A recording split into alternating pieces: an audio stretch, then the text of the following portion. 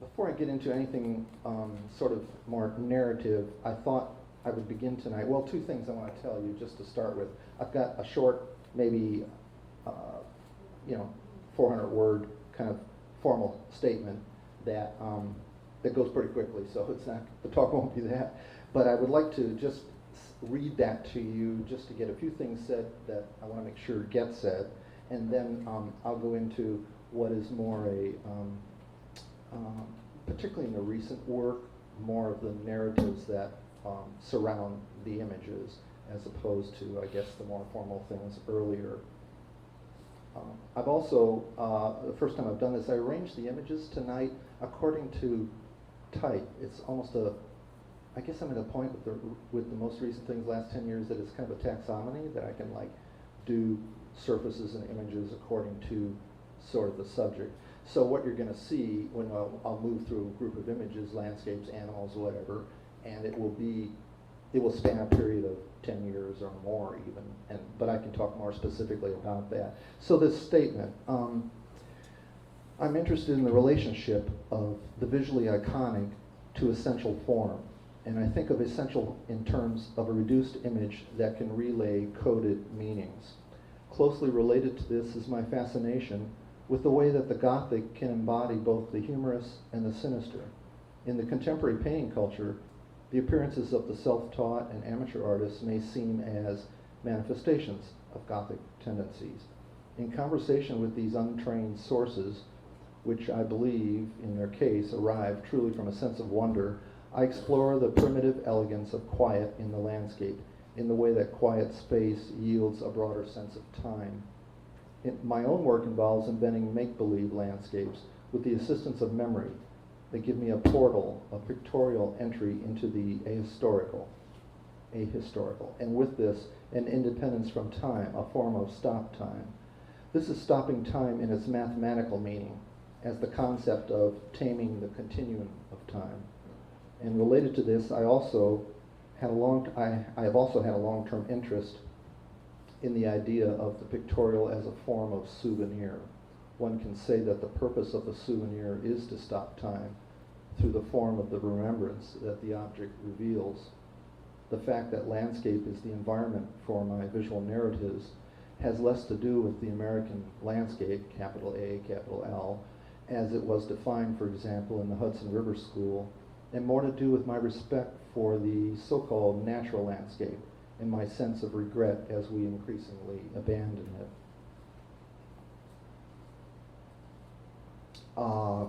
Slight personal bio here. I grew up around Chicago, and for those of you not from the Midwest, anyone who grows up in a suburb around Chicago says, I'm from Chicago. So I was from the north side, from Glenview, and my mother had come to Chicago and met my father there then to work during the Depression, the real Depression, the Great Depression, and she left behind 3 sisters on their farm in northern Iowa.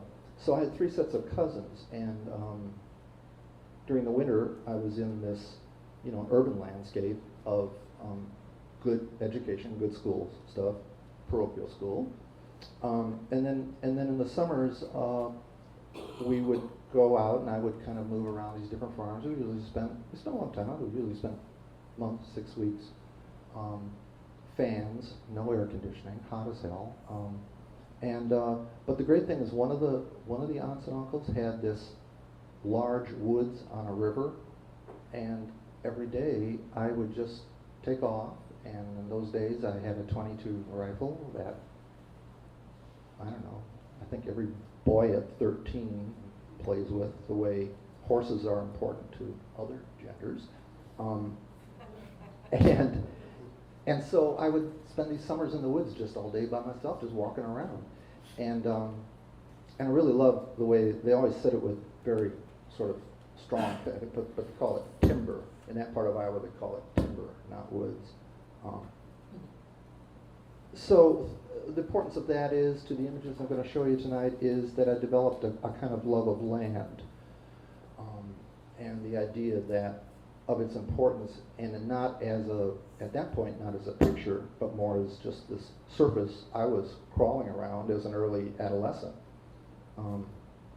So zooming forward a little, that gets me years later at RISD to the experience of Arshil Gorky, who was my first love, and the kind of layered color and surface that he worked with. And I always thought with Gorky that he painted these Virginia and Connecticut landscapes, but the painting itself was a landscape, and this idea that the surface as a land itself, where things could happen, really intrigued me.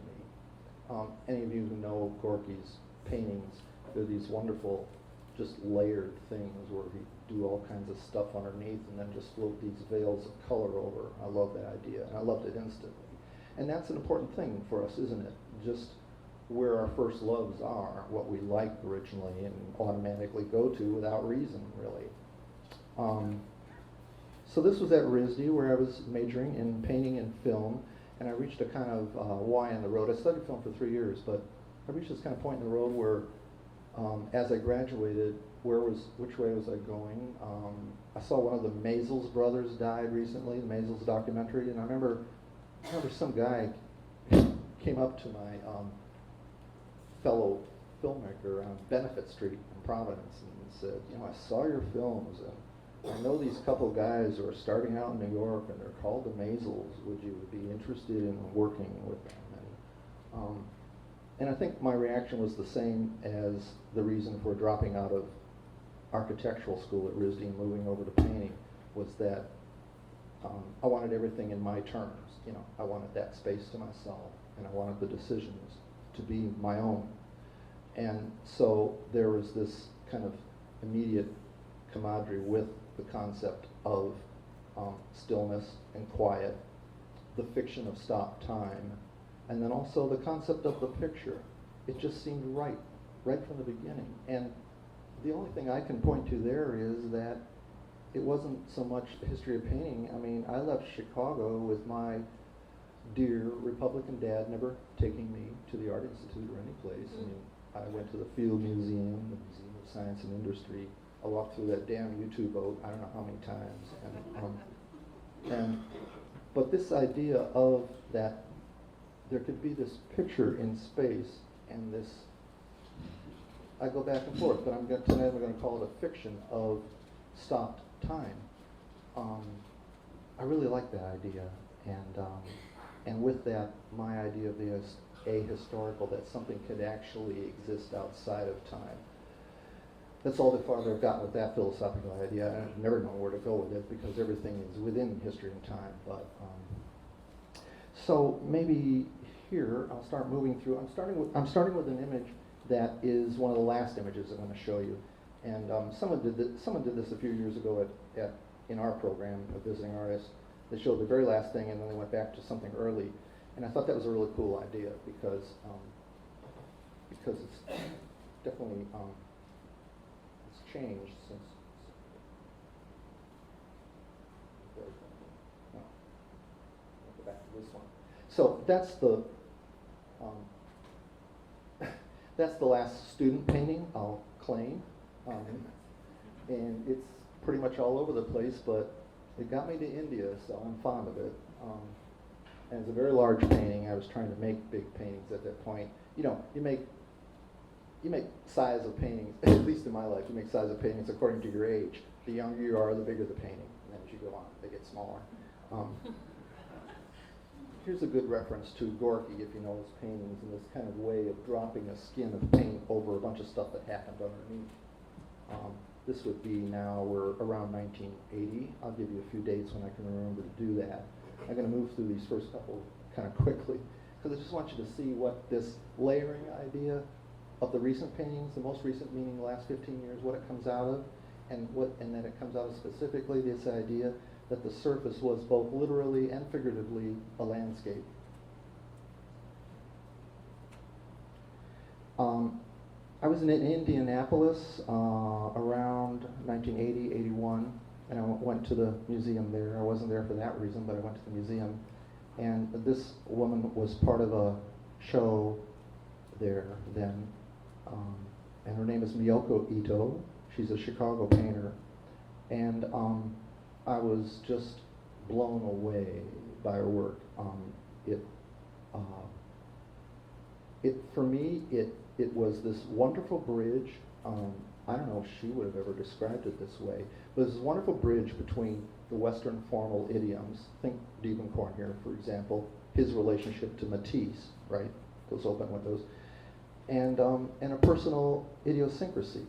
And she kind of showed me that you could come out of something pretty formal, pretty arranged, and treating the surface the way I love to treat it, and at the same, a kind of modernist bent, but also really plumb something and develop something that was very idiosyncratic. I mean, these are very strange paintings, and if you know, of course, the woodblock paintings from Japan, and I mean woodblock prints, sorry, from Japan, and the way color bleeds in and out of images. She was tapping into that. Next time you're in Chicago, go by the Chicago Art Institute and look at the collection, look at her paintings. They're to die for.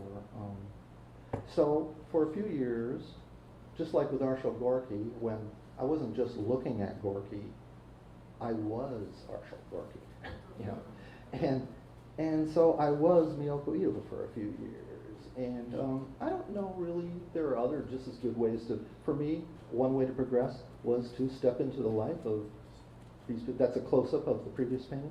Is to step into the life of the technique and kind of vision of a person, and then just see if I could go anywhere with it myself.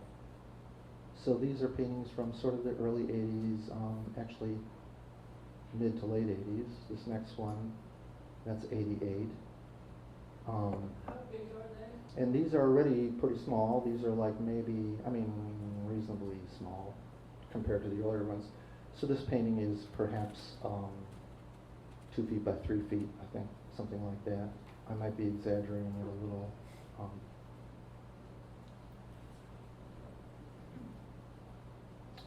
So I'm going to just jump off here for a second now and show you a number of sources that were going on at the same time. So at the same point that I was moving away from a gestural surface and trying to come up with something more of my own, I guess, or something that meant more than just the kind of scrubbing of the paint over the surface.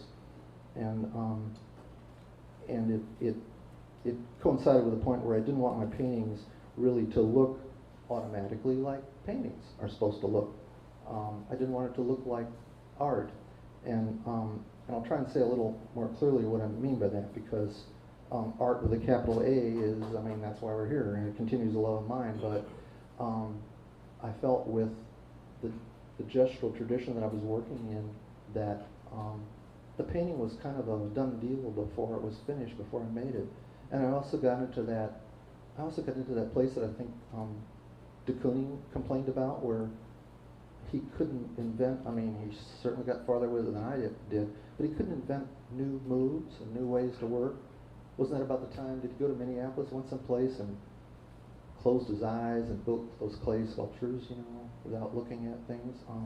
Anyway, I was just making the same painting over and over, so through this period, I'm just trying to go in a different direction. So simultaneously, I'm looking at work that, you know, has this other kind of interest for me, and I'm going to skip back here just for a second and tell you something that actually relates to that statement I made about not wanting to look like art.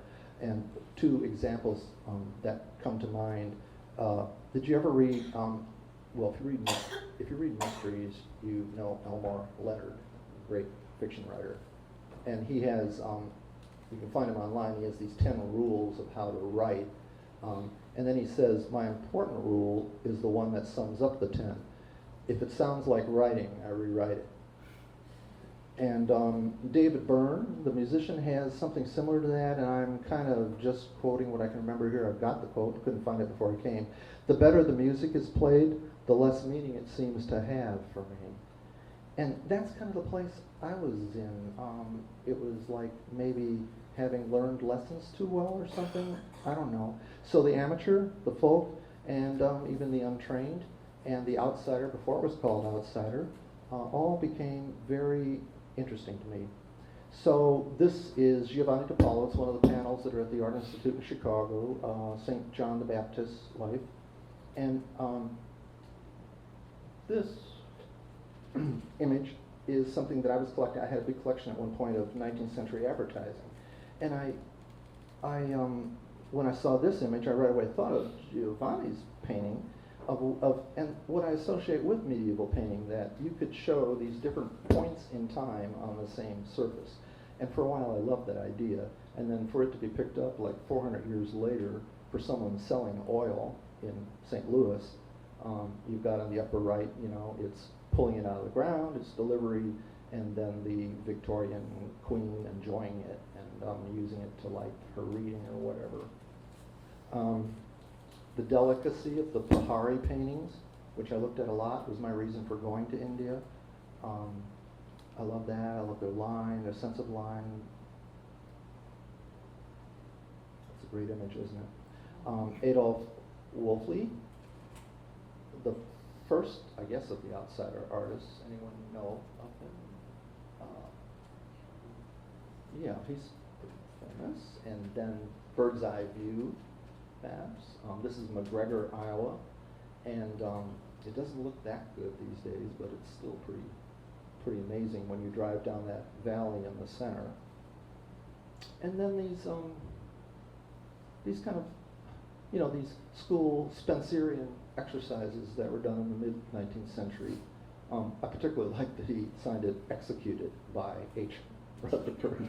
Like, what's going to happen next here, And then the whimsy of something like this, handmade signs, like threatening the smokers in his joint or whatever, The symmetry and the centrality of images in advertising in the 19th century.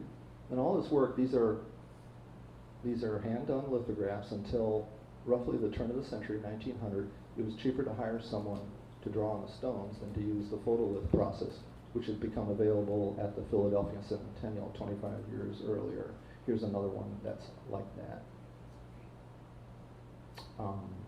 And then the final advertising image will show you just, again, a play on this idea that you've got a chief narrative, and then you've got these subtexts. You've got these narratives that are asides. I made this painting in around, I know exactly, I made it in 1983. And on that lower left there, I'm employing that kind of surface in the painting. I'm showing it to you because it's amazing that, like, I hit this image really pretty early, and why did it take 10 years, for me to get to this? And, but it did. I mean, there it was, So these paintings mark what I consider the major change in my work. We're now in the late 90s, and I was telling Jan before I came over here tonight that, oh man, how do you say this and make it sound humble enough, because I'm not comparing myself to Guston, but for me it was like the equivalent of what he did in the late 60s and 70s when he made that giant shift of those wonderful paintings we now know him for. This was sort of my equivalent of that. It was like a lot of the rules that had dictated the earlier work were no longer relevant. This is one of those paintings. This painting I wound up titling Harlow Ardmore because of this sign.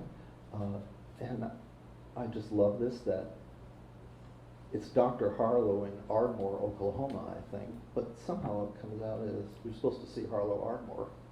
And I loved that play of sound. So now we're getting into the thing where I'm trying to show you sort of these groups of images that are around the same kind of idea, these kind of stick animals, pictographic kinds of images.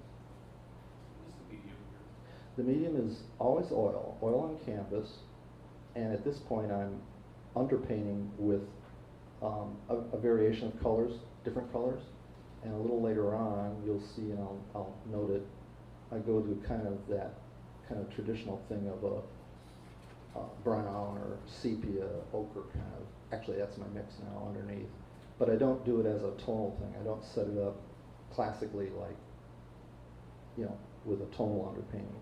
I just do it as a flat painting to develop, to get these little bumps in the valley that I like. So here's a few that are based on the kind of iconic nature of those trade cards, the lithographic cards that I collected. called this one Logic. This is Marquette. And I come back to that title in a different way. I've always been interested in, well, I'll save that story, but it has to do with a canoe on the Mississippi. I'll put it that way. This image came out of, someone sent me a postcard of the Trans-Canadian Highway, and when you get to British Columbia, I don't know if they're still there, anyone been on that highway, there are these kind of,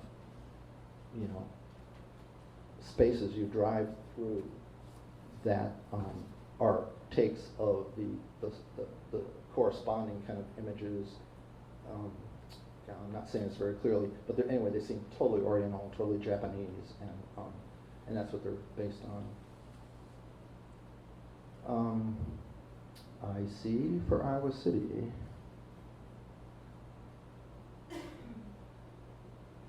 This is called Burst into Tears. These are now very tiny, 11 by 14, 16 by 20. This group is 11 by 14. This was, I had this idea of turning an apostrophe into a kind of sphinx of some kind. Mm-hmm. And we know what this is, right? Summer's coming. Stay away from the beach. Ice storm, long winter. This one's based on, I had a sabbatical and I did that thing that academics often do. I'm going to go to New York for a semester, so I had this great studio actually, Susanna Coffey's studio. Some of you probably know her, and she was at the Art Institute that semester. Anyway, this central form, when you looked out of her studio, there were all those old water towers on tops of all the buildings in the lower west side of Manhattan, and that's what this is based on. There's a little story with this one. This is called Amnesia, and some years ago, the Des Moines Register ran, I don't know, a couple months in a row, a couple years in a row at the same season. There were these moose that were coming out of Minnesota and headed south across Iowa, and I don't know if no reporter ever bothered to follow them and find out where they were going, but they were male and they were old and they were headed out, and at the same time my father was beginning a kind of a dementia thing, and he was old, and I was thinking a lot about that, and I thought of the two, like I say, I hope this isn't too corny, but I thought of the two kind of as somewhat similar events, and so that kind of prompted this, where you've got a wrapped dome of some kind, maybe both moose and dad, and then the moose, these kind of quasi-antlers. This has two different titles. The one right now I'm remembering is Snowflake, and it's based on those shirt cardboards that when you go to a dry cleaner, and, which I don't do routinely. Okay, I'm an artist. So. Elvis, because of the little dew on top there.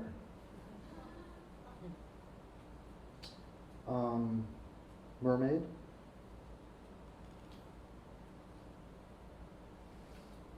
Oh my, what's this one called? I don't remember, but it's based on a wonderful rock I found in some hippie shop in Iowa City, and it really looks like that. It's though I used two sides of it to get this kind of quasi-portrait that it looks like, and there's some river in southern India, which I didn't know of when I was there, but where these rocks tumble in the stream, and they're made up of these two minerals that come together, and they're rolled into these incredible shapes. It looks just like this, basically. Wilderness.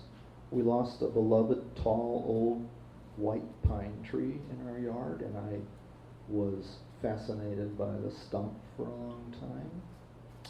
Delaney, which comes off of an African barbershop sign, and there's no image like this. I mean, I took it and morphed it into actually a portrait of a African-American friend who had just passed away. She had an aneurysm in the middle of the night. She taught at Madison.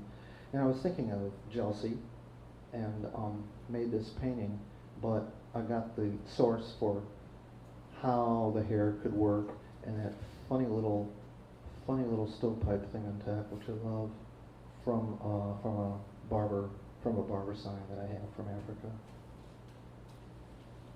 This is my alien painting.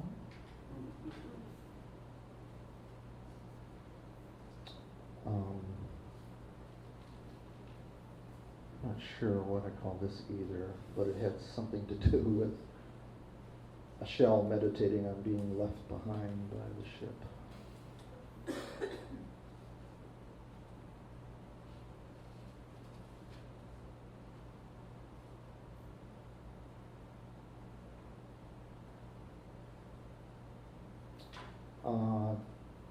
This is called Self-Employed.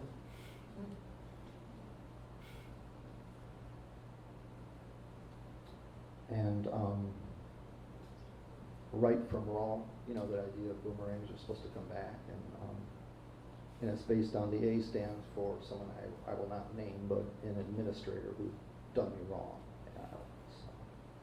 And then she got canned, so not because of my efforts, but anyway, right from wrong. This is based on looking at okay, so this was in Susanna's studio too. It was based on looking at the end of you know those great 40s kitchen tables that had that little furrow deco thing underneath, and it was based on that. This is how painting images happen for me a lot. I'll see something, and a lot of you probably have the same story. You see something, and you carry it around for a while, for years sometimes, and then it shows up. And it shows up usually in conjunction with something that is in your immediate life, and so the memory works with the present that way. This is about a bridge. It's about a bridge in Jan's hometown.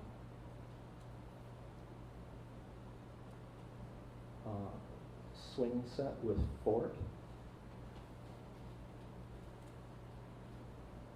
One is playing and the other isn't. This is a bridge in Iowa City. Sometimes my sources come out of, actually I love it a lot, I clip some visiting artists. Kerry James Marshall came through Iowa City some years ago, and one of the things he mentioned in his talk was that he clipped things out of newspapers all the time and just kept this like big ongoing thing. Little did I know, because I'm obsessive enough, I do it all the time now, and I've done it for like 15 years. But there are things often in the New York Times, just they'll have some photograph that went with, this was some thing they'd unearthed, some archaeological thing. And it just seemed, I don't know, taking it out of its context, not knowing the archaeological part, and then setting it out on a landscape. I like that whole idea. I made this drawing, and it was intended as a drawing, but I liked the feeling of my surfaces and paintings before I started applying the paint, so I wanted to leave one kind of in this form as a kind of a lexicon, glossary, whatever the right word is, and it's a takeoff on 19th century sign painters. They were all folk artists who would often have a sign that showed all the different things they could do. So I will make for you any one of those images. Here's that great bridge in Virginia, the natural bridge, that was first documented by, I think, Bartlett, the Englishman, when he did that whole series of views, engravings of American things. So this painting, these next two paintings come from that. This one's pretty close, or, well, close for me. And then this one's a little further away. This is great. This painting was in, I don't know, a couple shows back in New York, and a good friend of mine who I've known forever, he came in the show and looked around the room and he said, natural arch, natural bridge, or natural bridge. And he got it, he saw it, and you know, other people said, so you cut off a human figure, or something, you know, but I was really pleased and kind of dumbfounded how he knew that.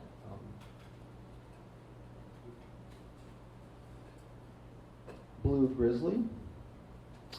These next two are, well, they should be good and evil, but they're evil and good. This is the satanic version, and this is the good guy.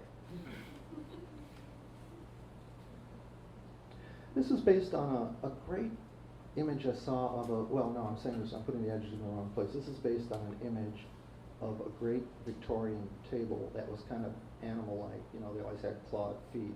I don't even know if this one did, but it certainly looked in the photograph like that. And so I let it morph into something animal-like, and then I put this kind of in honor of its source. I put this kind of weather vane thing on the top, and so this one's called GPS.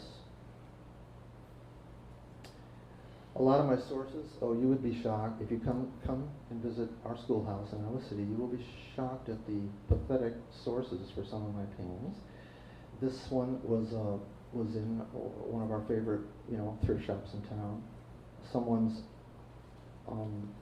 loving portrait of a red squirrel on black velvet. Yeah, you want that too, right? Then you see in the upper right that little guy looking out and helping there. And so anyway, the point is, I saw this painting and does this ever happen to you? I saw this painting, I knew I had a painting there. I knew there was a painting that could come out of that. And that's what came out of it. Pretty far from the original, but this little group are all up in a building on campus. I got one of those Arts on Campus commissions. This is part of that too. It's in a psychology building. Yeah.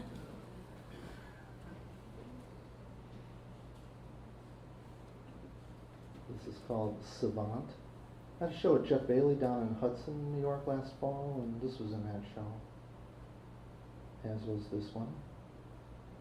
Early Bird. Bad title. I didn't know what else to call it. I showed this over in Boston, Ocelot. And then much earlier, this one, again, it came from the Times, just an image of a dog park, or no, I guess it was an image of, that's what I called it, I think was dog park. But the image was from, I think, Central Park, just dogs hanging out. I don't know what their owners were doing.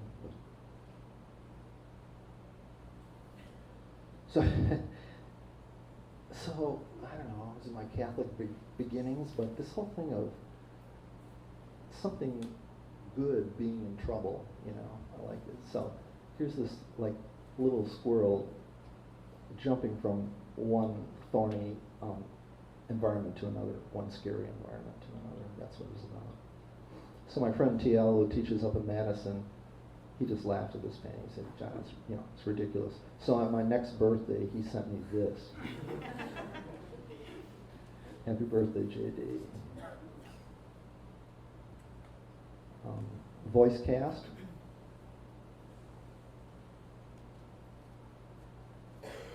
This is a take on those signs. You know the signs. And the guy looks just like that. And I did a couple versions of this. I was thinking about just that thing where they say slow children playing, and there's no change in type or pause, they don't induce a pause, so it's slow children playing. You can read it. And I thought, well, boy, really, you gotta really slow down. And this is one in the same vein that I did at the same time. That's my friend David Dunlap.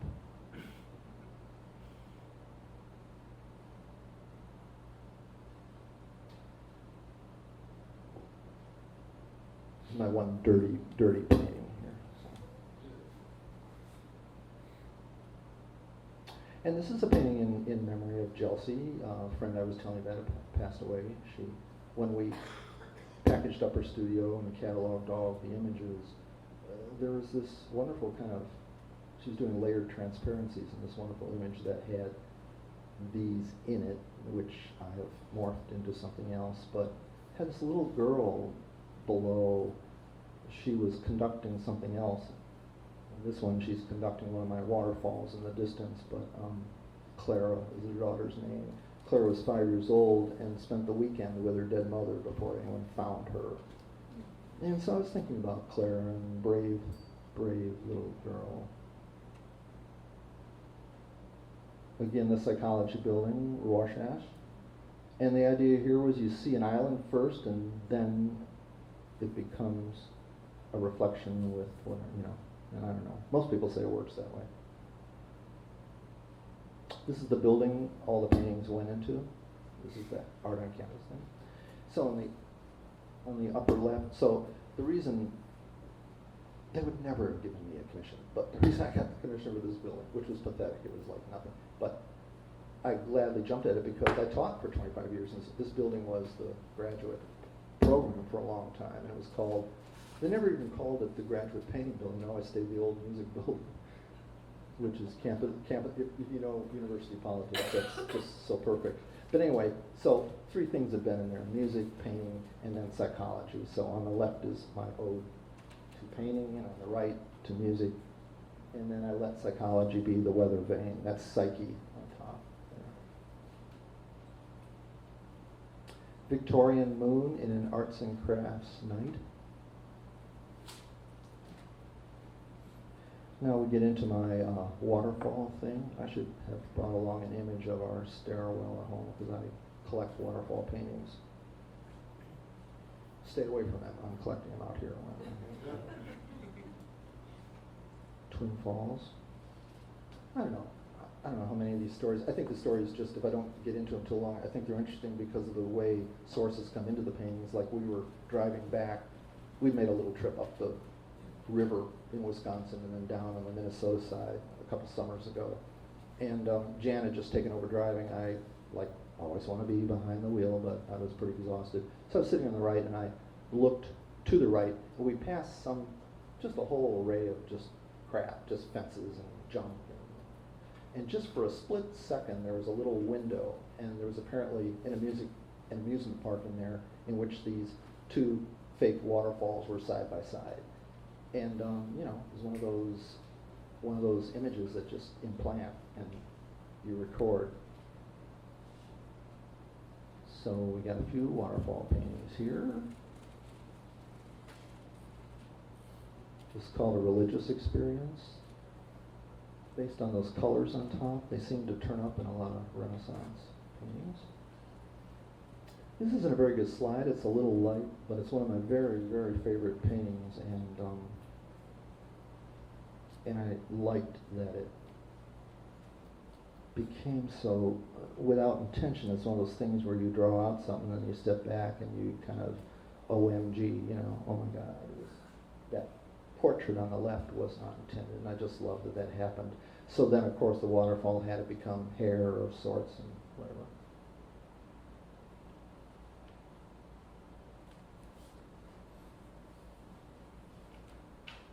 So, technically, I like to work on cotton because the final layer of my paint is very even, as you see, and very dragged out and specific. So I like to work on cotton because it has imperfections, and so I can, with my brushing, I can hang out around like these blips and things and do things with them, and I like that. I like that, something that poses and pretends it has a kind of a perfect surface. Doesn't, in fact. And then I underpaint. I draw out the painting as a drawing first in charcoal, and I do pages of small, like, thumbnails. So I'll get an idea, like, I don't know. I think that glacier thing came from, I was thinking about Richter's wonderful painting of the glacier, and so I was thinking about that, and I said, okay, I want a glacier, and grad student had gone away and given me a painting before she left of this plane going across the moon, and you see I steal everything, right? And so anyway, I want these things to be together in a painting, and so I draw them out in charcoal, and then kind of rub it into the surface and fix it a little, and then I do the underpainting, which is usually now it's something like 1/4 yellow ochre, 2 parts, 3 parts. So no, let's do it in fifths. Yeah. So 1/5 Venetian red and 3/5 Van Dyke brown and 1/5 yellow ochre. Does that make 5? Yeah. And as I say, I don't tone it. I just put it in as an underpainting. Because a lot, this kind of surface that you see has a lot to do with a darker value being underneath in the little values in the valleys of the canvas. I love to scumble. I put light over dark all the time. Anyone recognize this? It's one of the most literal paintings I've ever made. This is Multnomah Falls, out just east of Portland on the old Columbia River Highway. And if you're ever in Portland, do take that drive. It's beautiful. So you drive out of Portland a little ways on the east, and then you'll see a little sign where you can take the old road. And there's like, I don't know, 10 or 12 waterfalls, all of which you can walk back in and up around to. So anyway, that's my ode to Nirvana.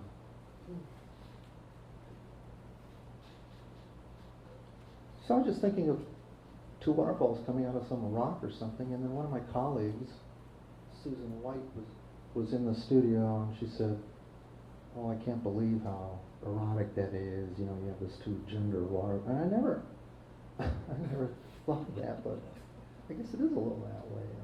But naivety, frozen waterfall.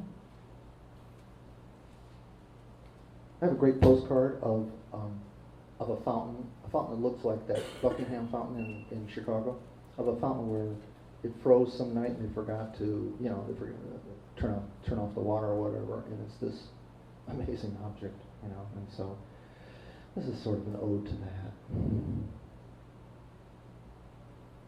So the next image here is a detail, though I think most of these are pretty clear. You can see on these later paintings kind of the surface that they have.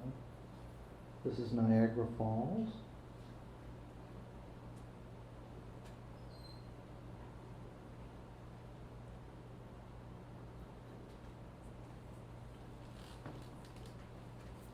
Driving through, we tried to get people to buy this for the benefit, but no one bought it. So here's another image that came out of the New York Times. There was an auction on, I don't know how to say Intuit. Is that the word? Eskimo? Intuit? Okay, so there was an auction on that material, and they had this sun visor that they used, and there's some Western film out at the time, so I put the two together. I really thought of it as a kind of a Lone Ranger image. This is Marquette and Bigfoot discover the Mississippi. And Pere Marquette, one of the early Jesuits through the area, gets in certain histories credit for that, for discovering the Mississippi, but actually the Native Americans from that part of Illinois, showed him this portage from the Chicago River to the Mississippi. And so Bigfoot is with him there. Wisconsin Dells.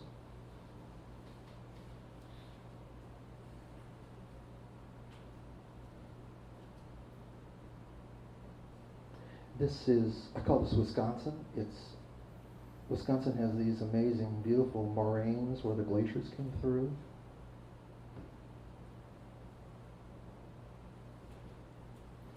Those are supposed to be, people are back and forth on whether they recognize it or not, but those are supposed to be little tree stumps there. So.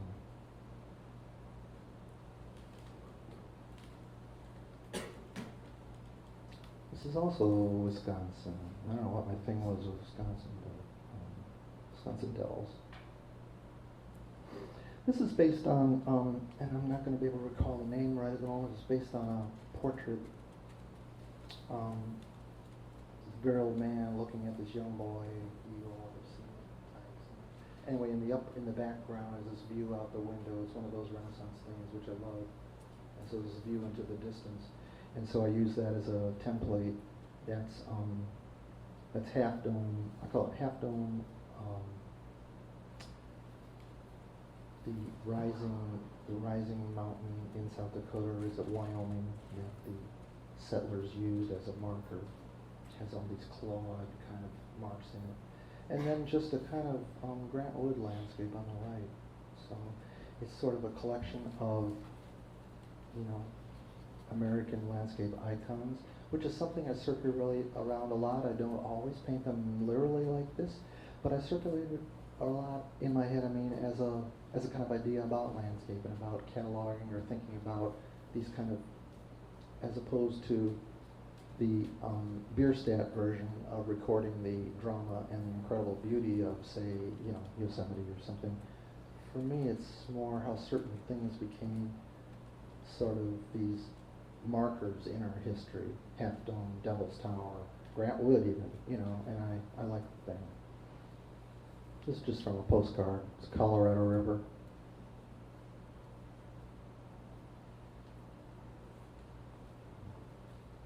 This is called Fool's Gold.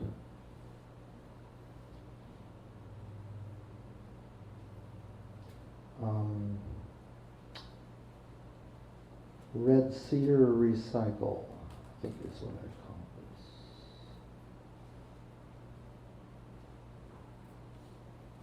Frontier Logic.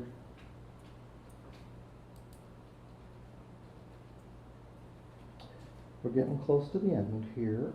That painting that we're looking at is part of that group that I did for the old music building, the former grad studios.